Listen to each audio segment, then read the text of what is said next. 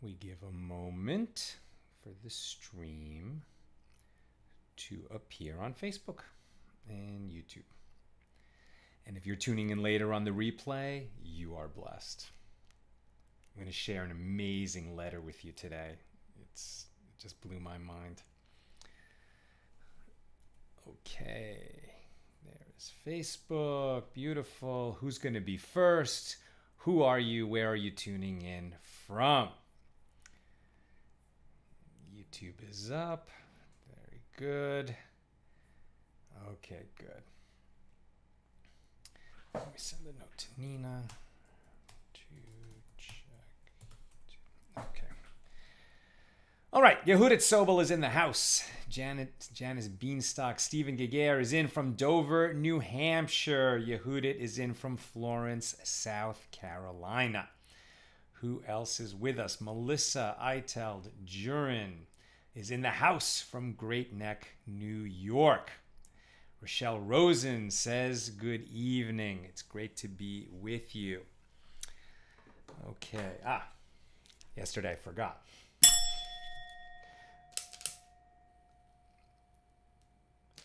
Let us light up the darkness. Okay. Deborah Renee Hazelwood in the house. Paula Schmidt-Klauser from Chicago. Christo Cheney. Mazel Tov. Christo got engaged. He's checking in from Texas. Mahalakshmi Megdown says hi from Pennsylvania. Beautiful. Melissa's in from Great Neck. Fantastic. All right. We have a dedication. We're dedicating our learning tonight.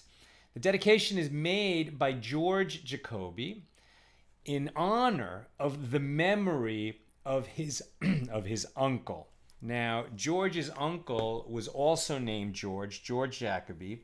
He was killed in action on the 6th of January, fighting for the United States in World War II in 1945. And so George, who never met his uncle, was named after him. And George's grandmother, the George who's making the dedication, his grandmother was the mom of George's uncle, right? So his grandmother, Elizabeth, lost her son. He was 23 years old when he was killed fighting for America in the army in Europe on the 6th of January 1945. And he was initially missing in action, and the family didn't know what happened to him, and they didn't get the confirmation that he'd been killed until months later. And so just at the time that America was celebrating that the war was finally over, Elizabeth Jacoby was confronting the fact that her son was not coming home. George sent us a handwritten poem that Elizabeth read at the memorial to her son. And I mean, I was so moved by it that I just want to share a few lines with you from this poem that Elizabeth Jacoby read at a memorial for her son in 1945. Her son George Jacoby was killed in action at 23 years of age.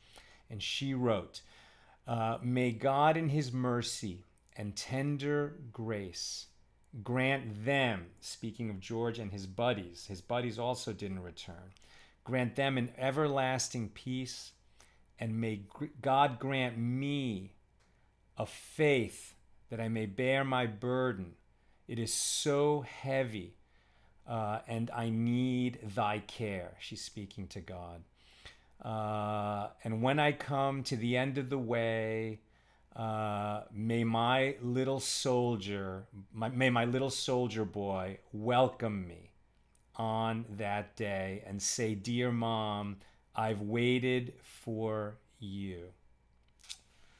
I mean, I was just so moved. So may our learning today be dedicated to and be an elevation for Elizabeth Jacoby and her son, George Jacoby, who died fighting for his country in 1945.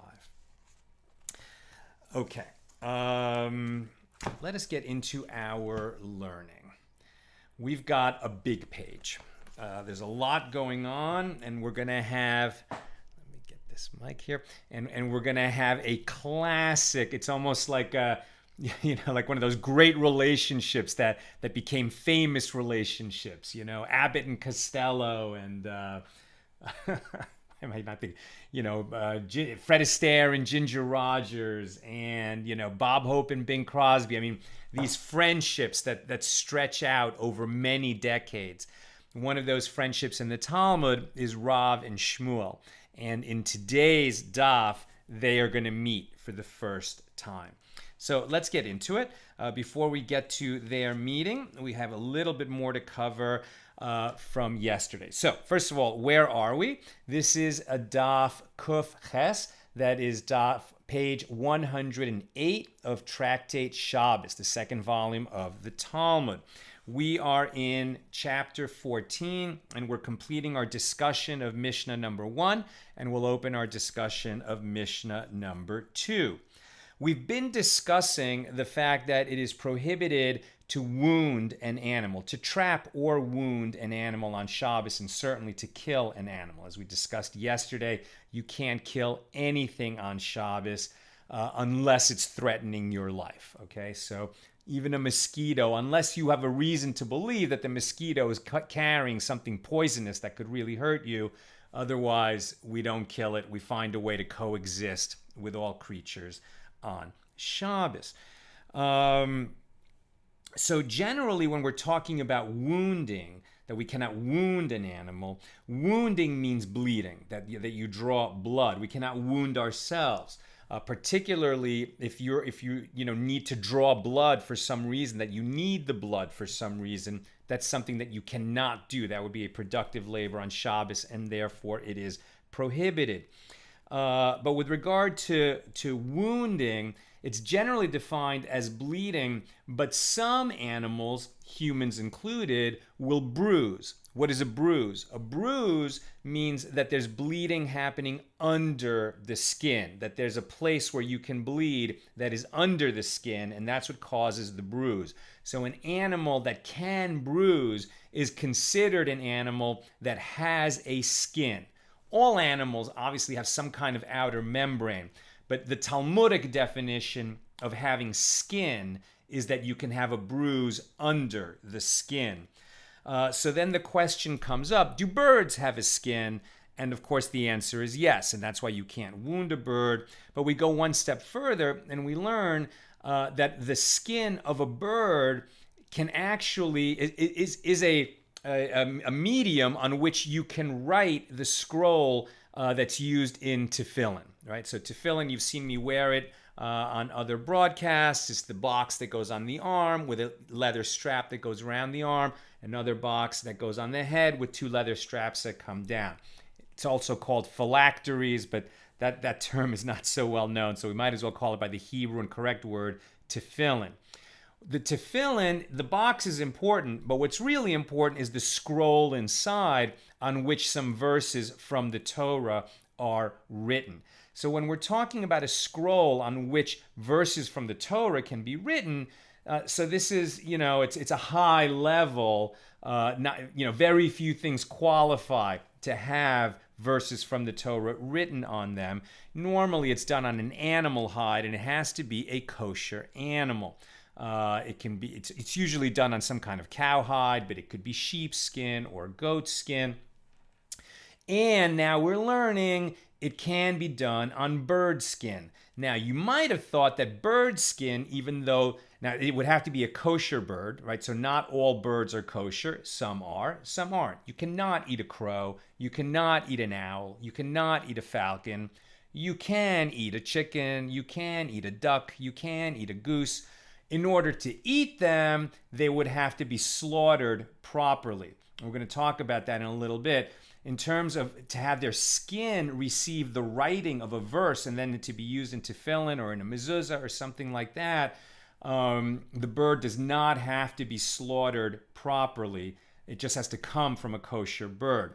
Now, you might have thought that a bird skin would be disqualified because when a bird skin, unlike an animal skin, a mammal's skin, the bird skin, you have to pluck all the feathers out of it. And when you pluck all the feathers out of it, it leaves holes. They may not be holes that go all the way through the skin, but it's sort of like marks, markings and little dents where all of the feathers, met the skin. But the rule is that if the ink will track over this little indentation, this little, pit in the bird skin, as it were, if you can write across that hole, then it's not a hole, and you don't have to worry about it, and it can receive the ink. And so we learned that bird skin does qualify, and it is not ideal, but if you needed to, you could make a tefillin scroll or a mezuzah scroll out of bird skin. So then the Gemara asks, what about fish skin? First of all, do fish have skin? Yes, they do. Not so much because they bruise, but because we learn elsewhere that a fish's skin does not contract impurity. It does not become tameh, will not contract ritual impurity. This is important because if you have a fish skin, you could actually use it as a shield in the case that you had a corpse indoors, right? So if somebody died indoors, if they, let's say that, they're on their deathbed and they're going to die any minute. Now, at the moment that they die, everything that's in the room with that person will contract impurity that's called tuma of the tent, impurity of the tent, meaning everything that's in the same space under the same roof with a human corpse is going to contract ritual impurity. It's going to become tameh. And if there's some object that you want to make sure doesn't become tameh, then you can shield it with something that is not capable of contracting ritual impurity, of contracting tuma. What is that thing? In this case, a fish skin. A fish skin will do that. You could also put it inside an earthenware vessel that is sealed. A sealed earthenware vessel will guard its contents from tuma of the tent when the corpse is indoors or in a tent underneath a roof with all the objects that are in there. So fish does have skin. It is a skin. It is Talmudically, by definition, considered a skin. But can we make a tefillin or a mezuzah scroll out of fish skin? It's a problem because it smells. Right? Unlike a bird skin, a fish skin can become very smelly. And because it becomes smelly, we do not want to put God's name or any verses from the Torah on something that is considered disgusting. So can we make a tefillin scroll or a mezuzah scroll out of fish skin? The answer is we don't know. We don't know. Is the smell a reason enough not to do it? Maybe. But we're not going to know, according to the Gemara, until Elijah comes. When will Elijah come? Elijah will herald the coming of the Messiah. So when we enter the Messianic age, Elijah will come first. And this is a phrase that we encounter many times in the Talmud, that there are certain laws that are left unresolved, and we're going to get the answer when Elijah comes. Now, he's not going to make up new laws or new rulings, but he's going to clarify laws that have confused us, that we were not able to figure out the answer to.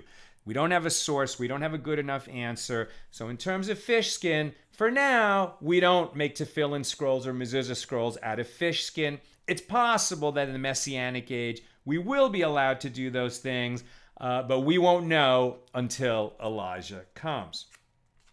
There's also another teaching that the reason that fish may not qualify is because at the time of the original sin, right? The original sin meaning when Adam and Eve ate from violated the one commandment that was given to them, don't eat from the tree of the knowledge of good and evil, and they did.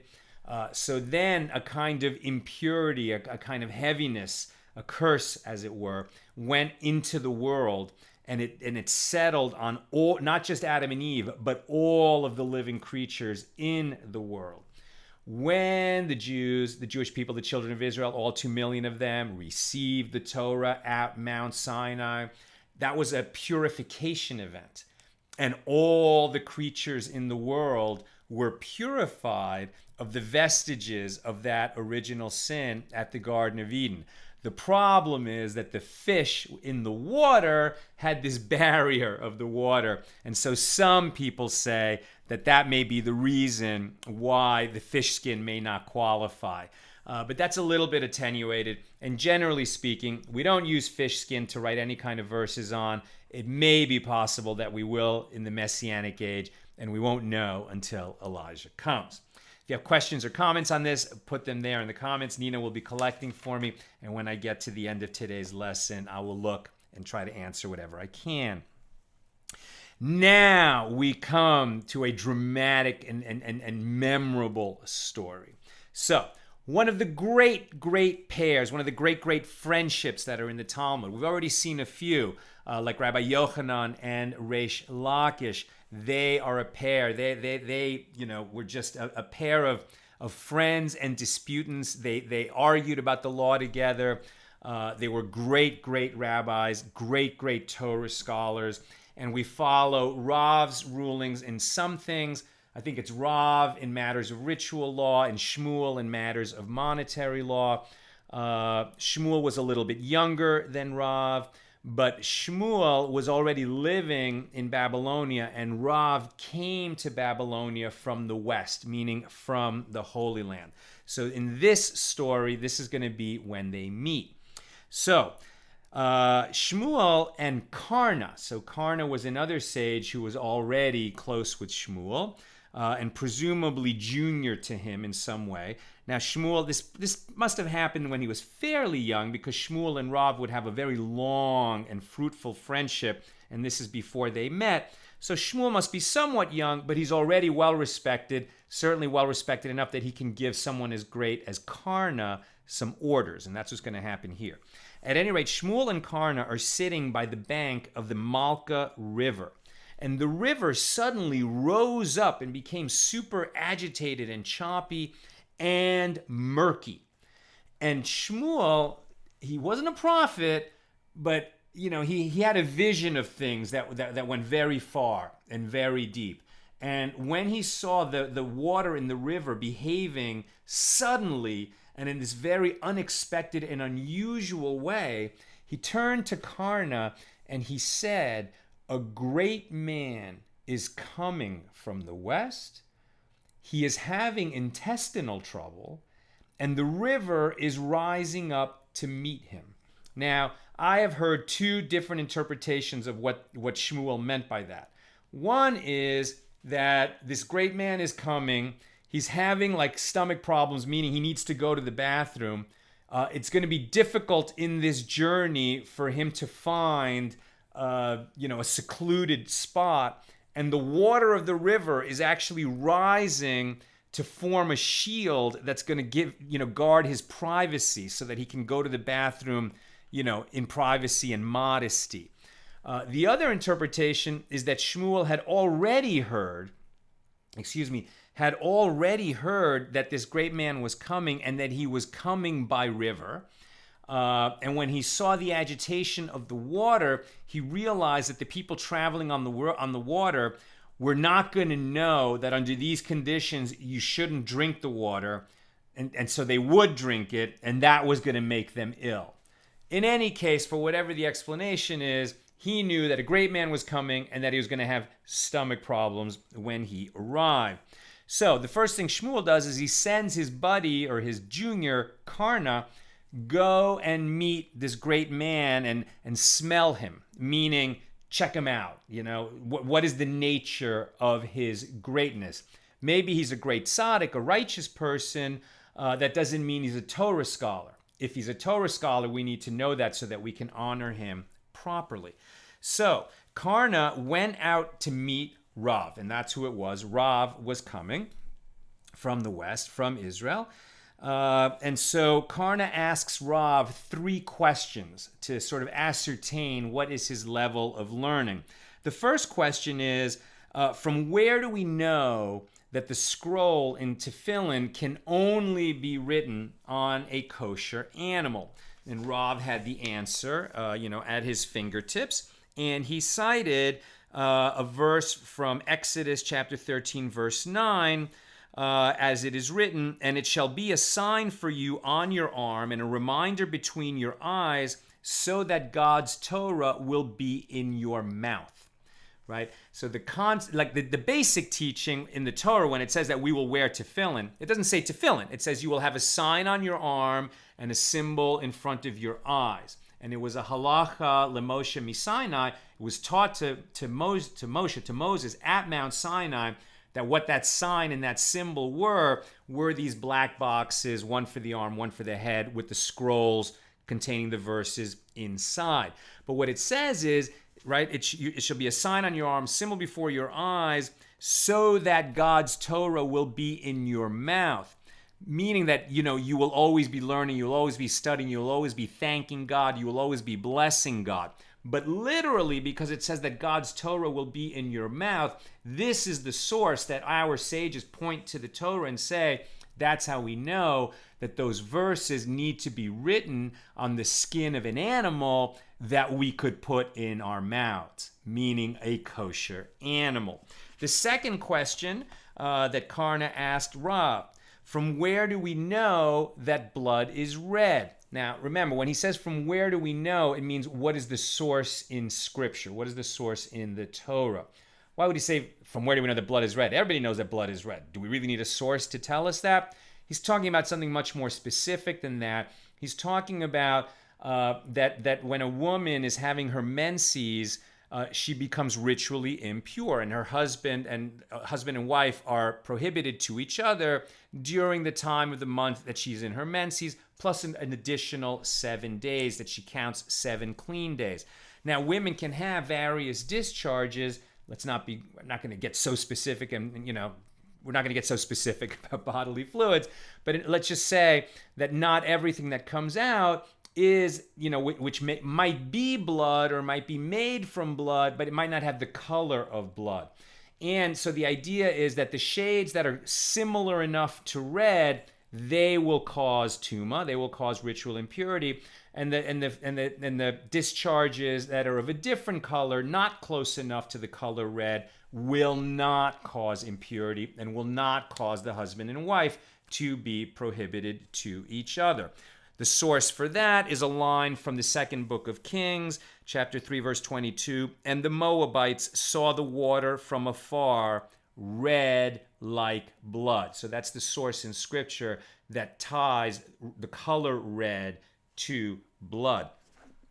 The third question that Karna asked Rav, from where do we know, what is our source in Scripture, that when we talk about the bris, the covenant, okay, that which is a circumcision, from where do we know that the circumcision refers to taking off the foreskin of the Jewish male? Maybe circumcision refers to something else. There's actually a verse in the Torah that I shall circumcise the how does it go? And it is written, and you shall circumcise the foreskin, the orla of your heart, meaning that your heart is covered with a tough membrane and it's not open to God, and you need to circumcise that covering, the foreskin of the heart. Circumcise your heart means open your heart to God. So since we have that verse and we have another verse that actually refers to someone's ear, how do we know that the circumcision, which is the covenant, right? The covenant of that Jewish males need to be finished, as it were, after they're born 8 days later with a circumcision on the male member. How do we know that that's where it has to happen? And Rava had the answer at his fingertips, because the word or lasso, his foreskin or its foreskin, is stated in 2 places. And on the 8th day he shall circumcise the flesh of his foreskin. We're translating it foreskin, but it's his orla, right? So how do we know that the word orla refers to that skin at the end of the male member? And it is also stated in Leviticus 19:23, and when you come to the land and plant all types of fruit trees, you shall count the fruit thereof as forbidden orla for the first 3 years, right? So when you plant a fruit tree in Israel, or actually outside of Israel too, for the first 3 years that tree is producing fruit, you can't eat that fruit. It's orla, it's forbidden. And then after, in the 4th year, you bring the first fruits to the temple in Jerusalem when it's standing, and then it becomes permitted from then on. So Rav says our source that this refers to the male member is because we're connecting the word his orla or its orla between the orla of a person and the orla of the tree. So what part of the person produces fruit? And this is the male member. We're going to have a different source brought just further down the page from Rabbi Natan, who says that we have a verse in the Torah that says an uncircumcised man will be cut off from his people. So an uncircumcised man, not an uncircumcised person. What is it that makes circumcision apply to men and not to women? Again, it is the male member, which only men have and women don't. We're just talking about regular gender as defined in the Torah, not more modern uses of those words. Okay, so the point is that Rav had the verses at hand to answer Karna's testing, as it were. Rav realized that he'd been tested, and we have a kind of cryptic thing that Rav says to Karna. Since Rav understood that Karna came to test him, he said to Karna, "What is your name?" And he told him, "Karna." And Rav said to him, "May it be the will of God that a horn," Karna, will emerge in his eyes. Karna's name actually means horn, and so Rav says, may it be God's will that a horn emerge from your eyes. Now, you might think that sounds mean, almost like a curse, that you should have a horn emerge from your eyes, and it's unclear. It's not explained here in the Koran. I didn't have a chance to look it up in the art scroll, but I think at that point, Rav is saying that it's a blessing, and so he probably means like a ray of light is what's coming from his eyes. May light emerge from the eyes. There is this sense that the word for horn in Hebrew is also related to the word for a ray of light. And so perhaps that's what he means. Okay. So at that point, now Rav has proven himself a great Torah scholar. Karna brings him to meet Shmuel. Shmuel brings him home to his house. Shmuel is a doctor. Right, we talked a little bit yesterday about some of the science that's brought down by Maimonides, who was a doctor, but much later. I mean, Maimonides was operating about 500 years later. But here, Shmuel, we learn, is a doctor also, and he knows quite a bit about people's inner conditions and remedies that will work. So remember that this story opened with Shmuel saying to Karna, a great man is coming, and he's going to be having some intestinal difficulty. He knew that. He somehow knew that was going to be the case. And we explained 2 different reasons why he might have known. So now, Rav has been proven to be a Torah scholar. Shmuel brings Rav to his house. Rav is a little older than Shmuel, so Shmuel really needs to defer and show him great respect. Shmuel goes out of his way to show him respect, but what he also wants to do is help Rav heal. Now, Rav is having kind of this inner trouble, and maybe it would have been embarrassing to talk about it. But probably Shmuel made a mistake here, and he should have said, are you experiencing any difficulty? I'm a doctor, maybe I can help you. Instead, Shmuel offered Rav some foods, not medicines per se, but food that would act as a treatment for this intestinal difficulty that Rav was having. And so Shmuel knew that what would be good for Rav in these circumstances is to eat some barley bread, some small fried fish, a little bit of beer, and not to go to the bathroom for a little while. Right? We have a teaching in many places in the Talmud that if you need to go to the bathroom, you should go to the bathroom. But perhaps Shmuel realized that in this situation, what Rav needed is to wait a little and not go to the bathroom when he felt like going to the bathroom. But he didn't tell Rav that he was applying this treatment to him. And Rav became very uncomfortable and angry. And kind of under his breath, I don't think he said it directly to Shmuel, but under his breath, he said, may whoever is causing me suffering, let him not have male children. And that, unfortunately, when great sages say something like that, it happens, right? And so Shmuel was never had male children. He had daughters, but he was not blessed to have male children. Now, this sounds like a really bad way for a friendship to get started, and it was. It was a terrible way to get started. But once they got to know each other and realize, how well they fit together as study partners, as adjudicants. I mean, they became the two leaders in their generation of the Jewish community in Babylonia, and just learned together and taught and judged and issued rulings, and were just two great leaders. And Rav always felt bad that they got off on this wrong foot, and that he had allowed himself to say this thing in his discomfort and his anger. He really wasn't in control of his words, let's say, but he should have been. And he always felt guilty about it. And so for the rest of his life, he would go out of his way to honor Shmuel in any way possible, even though Rav was technically, a superior. He was older and a little bit more learned at the time than Shmuel was. But they did become great friends, and that friendship went on for many decades. All right. Now that we've been talking about tefillin and tefillin scrolls being written on the skin of a kosher animal, we also learn on this daf that it needs to be written on the skin of a kosher animal, but it doesn't have to have been slaughtered properly. Right, so if the animal was not slaughtered, if it was killed, right, like you can't, a Jew, an observant Jew cannot go hunting for deer with a gun. A deer is a kosher animal. You can eat deer, but if you shoot it, then you didn't slaughter it properly. For a mammal, for a kosher mammal, like a cow, a goat, a sheep, certain deer. Any animal that has split hooves and chews its cud.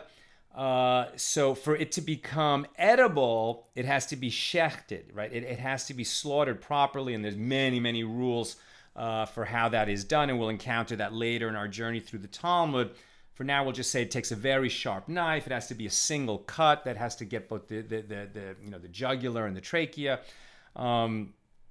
We're not going to get into that right now. But so if an animal is killed not by being slaughtered, so then you can't eat it, right? And that would be called a nevela. It's a kosher animal, but you can't eat it because it was not slaughtered properly. There's also something called a treifa. This is where we get the word treif, which refers to non-kosher food. But really what treif means is a treifa is an animal that is kosher, but it developed some kind of a blemish, often an internal blemish, like having a needle in the lungs, which renders it unavailable for eating. So even though you can't eat a nevela or a treifa with kosher animals that became unkosher for one reason or another, you could use their hide to write verses of the Torah and to put them in tefillin or in mezuzah, etc. So now that we learned that, a question was brought by a Boethusian. So the Boethusians are similar to the Sadducees. These were people living in ancient Israel who did not submit to the authority of Chazal, of our sages of blessed memory. They didn't submit to the Pharisees, to rabbinic Judaism. In other words, they said, well, we follow the written Torah. We don't hold by the oral Torah. We don't hold by the oral tradition, which goes all the way back to Mount Sinai. We understand it is just inherently part of Judaism that the oral Torah and the written Torah were both given together. Both are necessary and work together. And that is our tradition, and that's what Judaism is. And that's why today there are no Boethusians or Sadducees. they became extinct because they did not have a workable system. But at any rate, at that time, the Boethusians, were sort of troublesome, and they kept trying to get that gotcha question against the sages. So this Boethusian asked Rabbi Yehoshua Hagarsi, from where is it derived that one may not write phylacteries, one may not write the tefillin scroll on the hide of a non-kosher animal? And Rabbi Yehoshua Hagarsi said to him, as it is written, so that God's Torah will be in your mouth. The same verse that Rav brought down when Karna quizzed him. That's why we know it has to be written on the skin of a kosher animal. The rabbis derived that one may write passages only on an item that is permitted to be placed in one's mouth, i.e. eaten. The Boethusian said to him, if that is so, on the skin of a nevela or a treifa coming from kosher animals, one should not write the scroll that goes into tefillin because you cannot put it in your mouth. It's no longer kosher for you to eat, even though it came from a kosher animal. So Rabbi Yehoshua had a good answer. He was ready. He said to him, I will tell you a parable. To what is this similar? To two people who were sentenced to death by a king. One was killed by the king himself, and one was killed by an executioner. Now, which one is more praiseworthy? You must say the one that the king himself killed. Therefore, an animal that died at the hands of heaven, and not by a human action, is superior. Right? So the nevela, let's say it was killed by another animal, or it died of old age, or it fell in a ditch, or for some other reason it died, that it was not slaughtered, right? It was not ritually slaughtered by the shochet, right? By the ritual slaughter, usually a butcher who knows how to do the proper slaughter. In the temple, it would be a Kohen who would do that. Which one is more? So therefore, an animal that died at the hands of heaven and not by human action is superior. It's as if it was killed by the king himself rather than by his executioner. So the Boethusian said to him, well, if so, then nevelot and treifa should be eaten since they were killed by the king. And you just said that they are superior. So Rabbi Yehoshua Hagarsi answers him, well, wait a minute. The Torah said, do not eat any nevela. We have an explicit verse in the Torah that says we may not eat the nevela, the animal that was killed not through a proper slaughter. And now you say that they should be eaten. A Torah decree determines that they may not be eaten. But that does not mean that they are inferior. And the Boethusian said to him, you have answered well. And this actually is a little bit reminiscent of a question that comes up at other times where I forget even where the teaching is given, but I'm pretty sure it's in the Talmud, that if a non-Jew says to you, hey, try, for example, this pork, it's really good, right? You should not say, I don't really like the taste of that. That's not for me, right? Or I don't think that tastes good. I don't like the smell. It's not for me. I don't like it. That's the wrong answer. The right answer is, that looks so good. I bet it's delicious and I would love to eat it. But what can I do? My Father in heaven has said that it is not permitted to me. That's the right way to answer, right? So there's nothing wrong with the foods that are not to be eaten by Jews. They're just not to be eaten by Jews. It's one of those laws that we don't understand. There is no rationale for it. It is not, because they were healthier thousands of years ago. No, it's simply because God said don't eat that. It's one of those supra-rational laws. That brings us to Mishnah number 2 of chapter 14. And this Mishnah is seemingly simple and not so simple. So it says, we may not make brine on Shabbos, and brine is basically very salty water that we pickle things in. But we may make salt water to dip our bread into. So what is the difference? And the Mishnah offers that what is different is that the dip that we could dip our bread into at our Shabbos table is a little bit, you're going to mix salt and water, but before you mix them, you add a little bit of oil, either to the salt or to the water. and then you make your little salt water mix. Why do you add the oil? Not because it's an inherent part of the salt water dip, but just to make it atypical salt water, to distinguish it from salt water that you might use during the week in order to pickle things. The Gemara then says, Rav Yehuda, in the name of Shmuel, really what the Mishnah is distinguishing here is brine. It's something that we're going to make like an industrial process, right? Like we're going to pickle a whole bunch of cucumbers and turn them into pickles. So it's like a large quantity of salt water. But what is permitted is just a small amount of salt water that we would put on our Shabbos table to dip our bread into. But Rabbi Yosei objects to them, and it says, so is that the lesson you want to teach people? That if something is prohibited, but you're just going to do a little bit of it, it's okay? That is the wrong lesson. The reason that the Mishnah includes this little addition of oil is to teach people that it is something different. There's something different about the dip on the table than the brine that would be used in those larger quantities. Rabbah and Rav Yosef bar Abba say that what really is being distinguished here is strong salt water from weak salt water. What is strong salt water? It's really strong. It's water that is 2/3 salt and 1/3 water. And this is reminiscent of the Dead Sea. Now, if you've ever been to the Dead Sea in Israel at the end of the Jordan River, it's where the Jordan River goes to die. And it is dead. Nothing lives there because the salt content of that water is so high.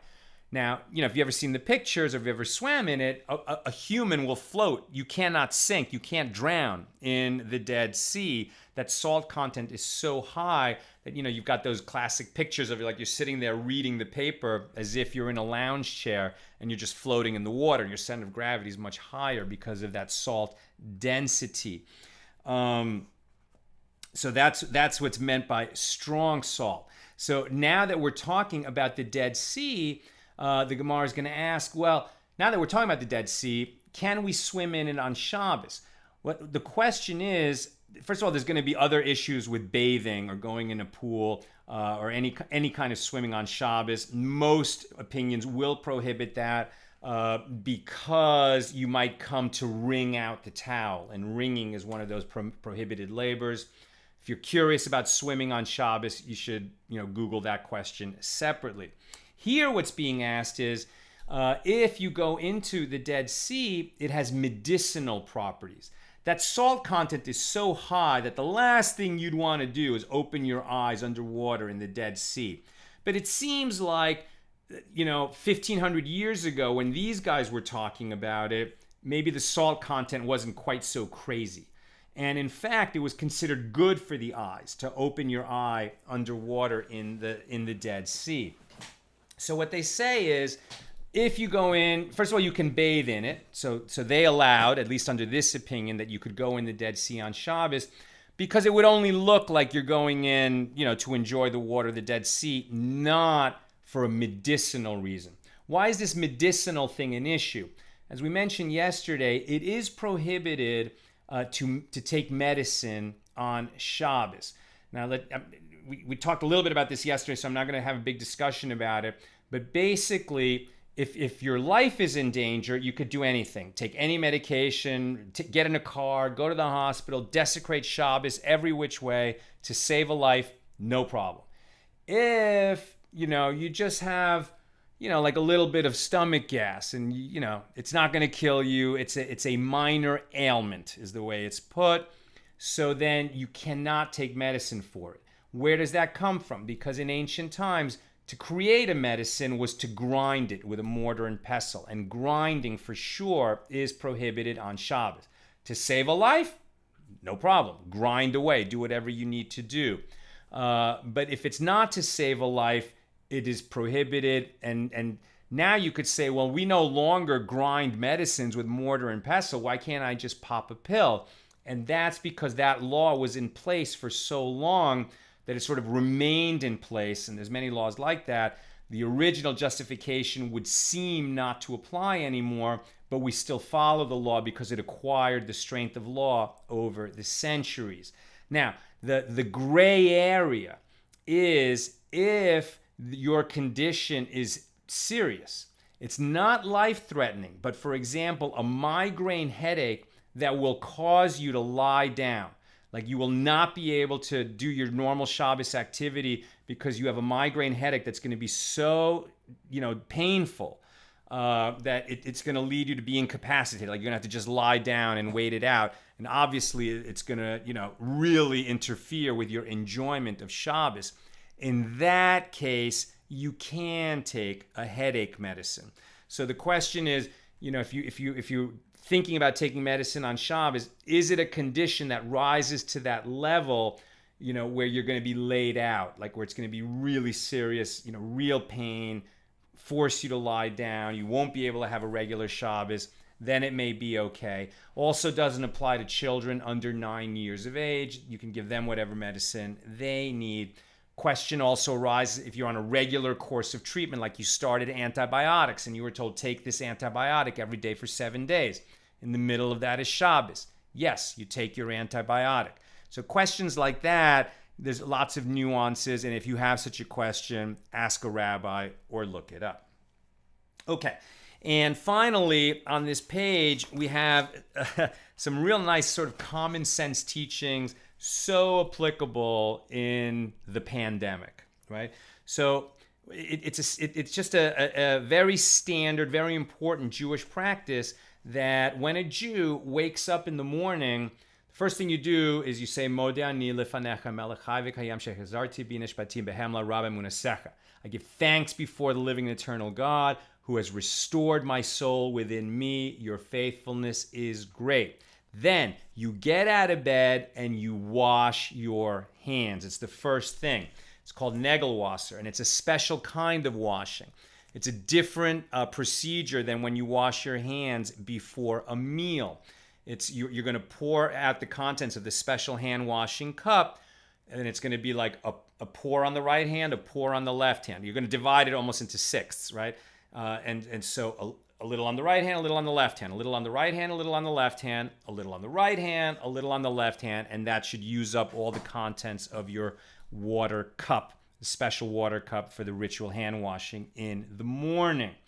Our sages are teaching that you need to wash your hands in the morning. Why? Because during the night, your hands go all over the place, and now you need to sort of wash that energy and whatever filth is on your hands off of them before you proceed into your day. And so here the Gemara says, apropos of Rabbi Mona's statement with regard to healing, the text cites what he would say about matters that require special attention. A hand that touches the eye should be severed because it harms the eye. Don't touch your eyes. Especially don't touch your eyes without washing your hands. Generally, don't touch your eyes at all. If you must touch your eyes, make sure you've washed your hands very carefully because the hand can harm the eye. A hand that touches the nose should be severed. You can harm your nose. I mean, like these teachings prior to the pandemic, you're like, well, really? Like, what's so bad about touching my nose? But now we know. Now we know that touching our faces is something we really want to avoid. A hand that touches the mouth should be severed. A hand that touches the ear should be severed. A hand that touches one's wound should be severed. I mean, this is long before they knew anything about bacterial infection and the way that infection is transmitted. But they did know. They did know that you should avoid touching a wound. A hand that touches one's member for a man should be severed, lest one arouse himself. A hand that touches one's anus should be severed, lest one make himself ill. A hand that is placed into a barrel of beer should be severed because the beer will not ferment. A hand that frequently touches the eye causes blindness. A hand that frequently touches the ear can cause deafness. A hand that touches the nose or the mouth can cause polyps. And it was taught in a Baraita, that Rabbi Natan says, She is a liberated entity, this evil spirit that rests on one's hands before they are washed in the morning, and she refuses to leave until one washes his hands 3 times. And this is the source for why we do that hand washing 3 times in the morning. All right, that's what I've got for us today. Let me check your comments and questions. Edward Berg, how about lancing an infected area? I had to have my finger lanced on Saturday morning, causing me extreme pain due to an infection. Ed Berg, if you are having an infection, that is considered life-threatening. If an infection gets out of hand, for sure it can be life-threatening. And in that case, that overrides the restriction. And we actually just had a teaching a couple days ago that you can, even with a pin, pierce a boil to let the pus drain out. That's considered destructive and not constructive. But you want to make sure that you don't draw blood, because blood is like extracting. But if there's any kind of infection involved and you're doing a treatment for infection, you just do it. That's considered pikuach nefesh, guarding one's life. Ellen Goldstein Coven, we don't know is, well, I guess we don't know is the answer for many things. We don't know is the answer for many things. And thank God, right? It's like, it's good that the sages can tell us, they're confident enough in their learning that when they don't know, they don't just make up an answer. They share that they don't know. And so certain things never got resolved. Either they said, let it stand, or they said, we don't know. And then in those cases, when we must rule one way or the other, depending on the situation, we'll either rule leniently because it has to do with a rabbinic decree, or we'll rule stringently when it has to do with a Torah prohibition, stringently so that we don't come by accident to violate a Torah prohibition that we're not sure about. Mike Schofler, never realized Jews have this concept of original sin. Did this influence other religions? Could be. I don't even know that original sin. I probably shouldn't have used that term. But still, we have this idea, and I just heard this on Aldaf from Sruli Bornstein's class, that he was saying that he was bringing a teaching, I think, of the Meiri, that this impurity that was brought into the world, this curse that was brought into the world when Adam and Eve were cursed, that it fell upon the whole world and created problems.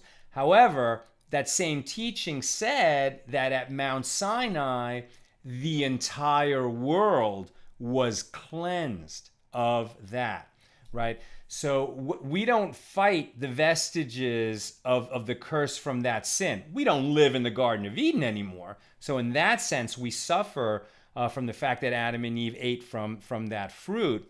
But we're not otherwise cursed. We don't enter the world, cursed with some vestige of that sin. Whatever there was wiped away from the world when the Torah was given at Mount Sinai. What we do have, which I think maybe other cultures call original sin, but the concept has a totally different root, it's a different concept in Judaism. What we have is the Yetzer Hara, right? It's the evil inclination. It's the same evil inclination that led them, to listen to the snake and to go bite from the apple that they weren't supposed to bite on. And we're still fighting that same thing, right? The Yetzer Hara is the evil inclination. A human is born with it. It's always crouching at our door. It's always tempting us to go do the wrong thing. And the process of becoming a mensch, of refining oneself, is learning to overcome the Yetzer Hara, the evil inclination. Over on the YouTube side, Lynn Job says, the art scroll does not see the art scroll Talmud Bavli does not seem to have a note implying the curse from Rav to Karna about the horn in the eye, that it could be seen as benign. It reads as a curse and harmful. So then, I don't understand it. I don't know. Maybe Rav is just really prickly. And remember that Shmuel is Rav's junior and Karna is Shmuel's junior. So perhaps what was going on there is that Rav, did not like being questioned by such a junior whippersnapper when he was making his first appearance in the Eastern community in Babylonia. I don't know what to say. We're gonna at some point we'll have a whole class on Rav, and I'll do more research about him and his life. I mean, he's such a great of the Talmud, and here this first time that we meet him, so he curses the two people that he first meets when he gets to Babylonia. We need to learn more about that. I am certainly not going to pass judgment on Rav, since it seems like something Rav like we would disapprove of Rav acting that way. I'm guessing we have incomplete information at this point, so let's just withhold all judgment until we learn more about Rav. Lynn also says, wow, we can't put salt into water to drink during the Sabbath. Yes, you can. Yes, you can. Yes, you can. You just can't make brine, right? So you can make this salt dip for your bread at the Shabbos table.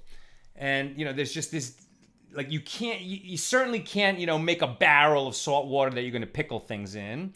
And you can make a little plate of salt water for dip, like for a hard-boiled egg, for example, but you should add a little bit of oil to it. Just a tiny bit. It won't change the flavor, but it will distinguish that from the salt water of the week, right? That's what we're being told here. And you're saying I balance electrolytes that way. I'm careful. If you're just eating salt and water, I think for sure you can do that. That's just not going to be a problem. The question is, can you make salt water to, as a preparation to do other things in? Melissa Eiteljourn, we have a higher authority to look to. That's the old Hebrew National hot dog commercial. Very good.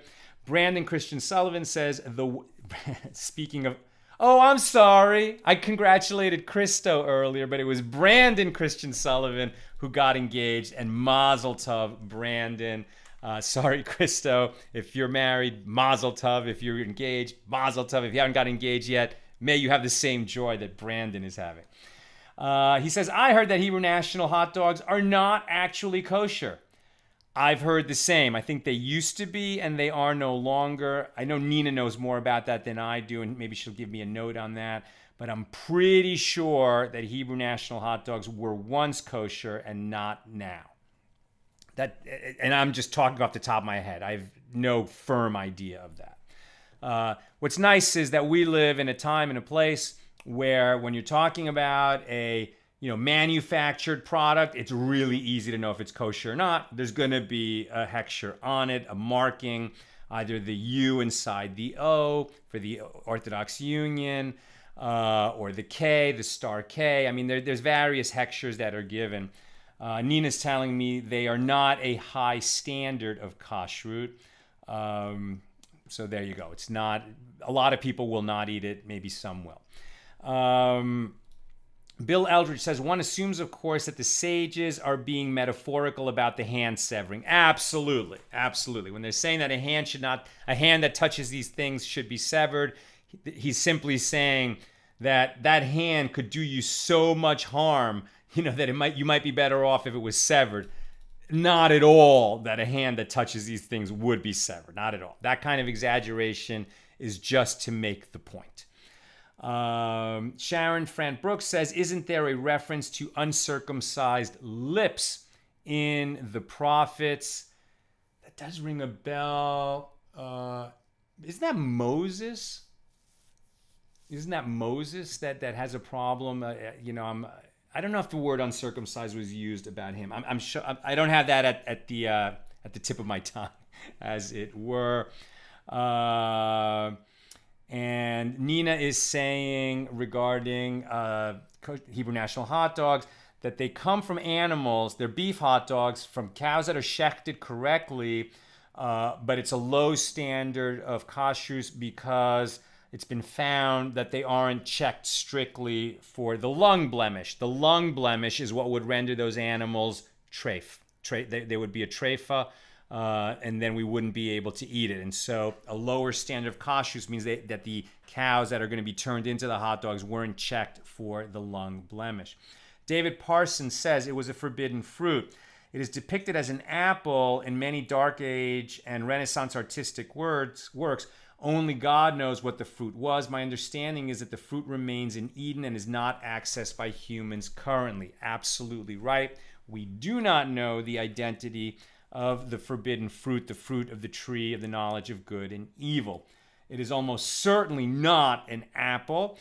I have read, we don't know, and then just people guess and sort of make suggestions of what the fruit might be. Some say pomegranate, some say grape, that it's the fruit of the grape, meaning wine, intoxicant, and that might be the fruit. But the answer is we don't know, and we won't know until Elijah comes back and ushers in the Messianic age. Okay, that is what I've got for us today. It's been wonderful learning with you. And once again, I'm honored to dedicate today's learning to Private First Class George Jacoby, who was killed in action on January 6th, 1945, and has been mourned since by his nephew, also named George Jacoby. He was named after his uncle that he never met. And we also dedicate our learning to the original George's mom, Elizabeth Jacoby. And at the beginning of today's class, I read just a few lines from the incredibly moving and beautiful poem that she read at her son's memorial service. He was missing in action for several months, and then when they finally had confirmation that he was killed, they had that memorial service, and she shared that poem, and it was just so moving. So may the learning that we have shared today be a blessing and an elevation of the souls of Elizabeth Jacoby and George Jacoby, and also may it be a blessing to young George Jacoby. Young George Jacoby, he was born in the 1940s, but he's young at heart, and he made a donation and dedicated to this class to his grandmother and to his mom, and so may he have all the health, joy, meaning, prosperity, and all good things in his life. Sending you all big love. If you're interested in dedicating a class, just reach out to us using the contact form at Accidental Talmudist.